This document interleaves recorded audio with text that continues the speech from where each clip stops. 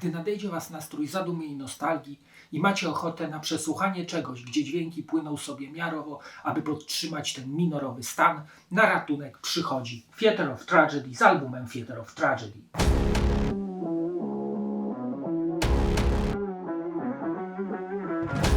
Theatre of Tragedy zostaje założone w Norwegii w Stavanger w 1993 roku.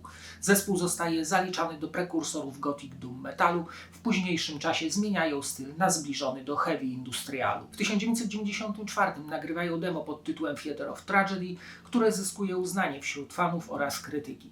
W 1995 Massacre Records publikuje ich debiut pod tym samym tytułem, o którym będzie ten odcinek. Ciekawostka jest taka, że pierwszy krążek Theatre of Tragedy sprzedaje się w ilości 75 000 egzemplarzy, co jest dość pokaźną liczbą, zważając na gatunek, jaki prezentuje zespół. To, co wyróżnia Theatre of Tragedy od innych podobnych kapel jak The Gathering, Anathema czy Paradise Lost, jest to, że elementy zwane Piękna i Bestia umieścili w centrum swojej muzyki, tworząc płytę na ich podstawie. Te kontrasty widoczne w wokalach oraz w warstwie dźwiękowej zawarto również w tekstach, w których widzimy życie i śmierć, miłość i nienawiść oraz radość i ból. Kompozycje są wielowarstwowe, podążają w różnych kierunkach, długo krążą zawiłymi ścieżkami, zanim powrócą do znanych motywów. Żeński wokal, wiolonczela oraz fortepian spowodowały, że ciężar został przełamany urzekającą eteryczną delikatnością. Krążek jest pełen mrocznego piękna i wyrafinowanej atmosfery. Ukazuje zespół w najszlachetniejszej formie, jeszcze bez wpływu industrialu oraz elektroniki. Nad brzmieniem albumu czuwał sam Dan Svano w swoim Unison Studio. Jest one surowe oraz przepełnione smutkiem z dużą ilością pogłosu. Ten krążek jest bez wątpienia najcięższym dokonaniem Norwegów z mięsistymi riffami, ale z dużą ilością delikatności. Na płycie znalazło się 9 przepełnionych dramatyzmem oraz nostalgią kompozycji w sam raz na deszczowe jesienne wieczory, gdy przy herbatce z prądem mamy chwilę, aby odpocząć i odpłynąć w myślach gdzieś w nieznane. Czas posłuchać fragmentów tego, co by nie powiedzieć, pięknego albumu.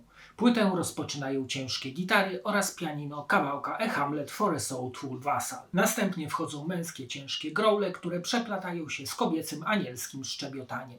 Utwór jest w wolnym tempie, a tekst opowiada historię młodej dziewczyny i starego faceta. Stary facet jest przekonany, że dziewczyna go zdradza, więc odprawia ją z kwitkiem.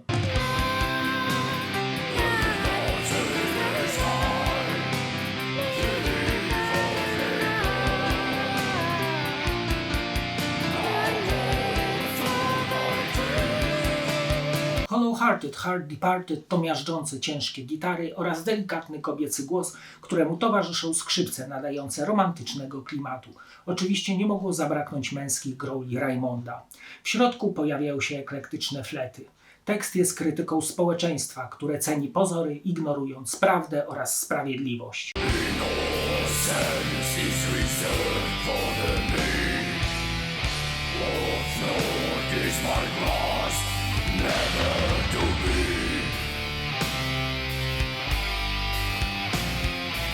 A Distance There Is to według mnie najlepsza kompozycja na płycie, z wiolonczelą, fortepianem i delikatnym śpiewem Liv, tym razem bez growli.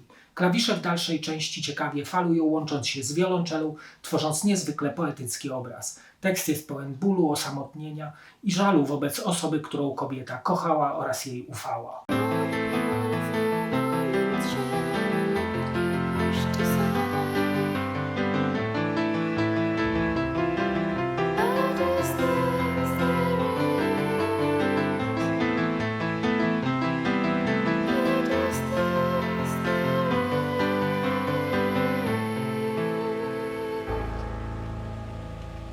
Album zamyka instrumentalna kompozycja Monoton, która swoją jednostajną atmosferą pełną dumowych gitar zamyka ten pełen romantyzmu teatr tragedii. Kurtyna!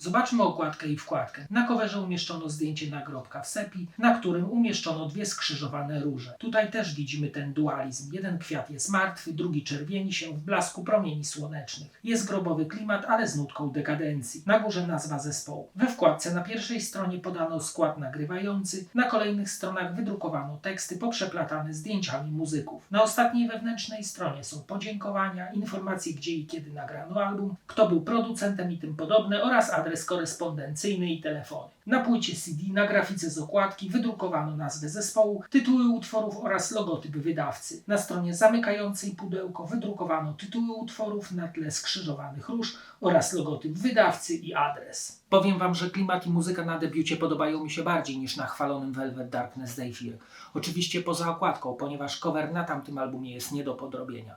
Tu wszystko się zmienia, od delikatności poprzez brutalność, co tworzy album wyjątkowym. Poza tym to jeden z kamieni milowych gatunku zwanego Gothic Doom Metalem, na kanwie którego rozwinął się bardzo gatunek. A teraz zapraszam do oglądania kolejnego odcinka. Cześć!